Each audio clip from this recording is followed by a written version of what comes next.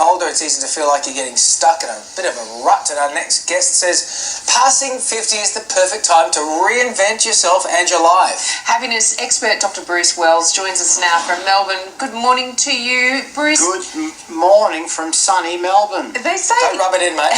that life begins at 50, and you say that that's not a cliche. In fact, 50 is the ideal time to reinvent yourself. Why is that? Yeah, great question, Sonia. What we find, of course, is that, well, I can actually personally, first of all, I can personally vouch that life does start at 50 because I have hit the big 50 myself. Congratulations. And, thank you very much, and it feels like I'm 25 years of age, except with one major difference. A 25-year-old has to worry about all the hassles of finding a house, finding a partner, having a kids, finding the right job. But I don't have to worry about all of those things because I've been there, I've done it.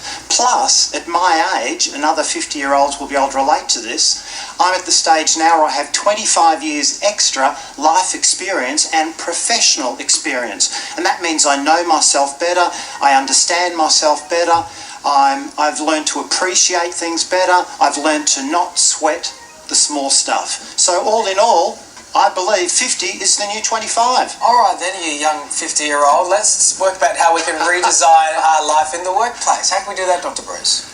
Okay, basically two questions, David, or two responses rather. One thing we can do is we can take a sea change approach. Some people choose to do that.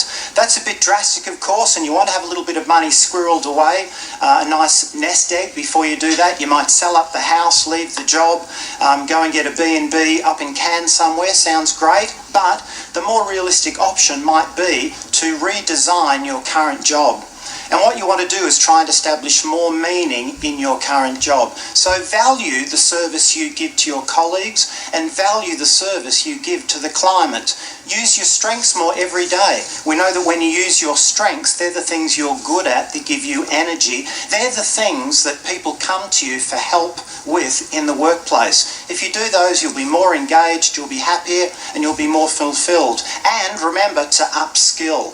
We always say today you've got two jobs. You've got the job you're doing now, and you've got the job that might be coming up around the corner. So keep doing courses, do leadership courses, keep it going. What about friendships? How should we redesign our social life? I mean, indeed, should we? Get rid of them. Yeah. Yeah, good one. One of the things we can do, and I think a lot of people can relate to this, is technology. Get involved in technology. I was one of those people, I dreaded technology, but a few friends, they brought me kicking and screaming into the 21st century by helping me learn about iPad. Now, I was reading recently that 65% of 50 to 64-year-olds actually use Facebook regularly. So, get onto Facebook.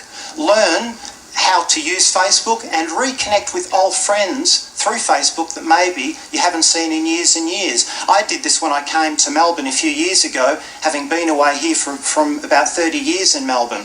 I caught up with some old friends and they got me in touch with new social circles, voluntary groups I got involved with, so I was getting something back and giving something out there. So, and Meetup. I'm a big fan of Meetup. They've got photography courses, hiking courses. They've got all sorts of groups that you can join. And one little confession, if I may. I used to be a person who was anti-technology, but I'm here to tell you on national TV, I met my partner on a website dating service. And she is the most gorgeous woman, so thank you for technology. Well, thank you so much for your advice. Good advice, Dr. Bruce.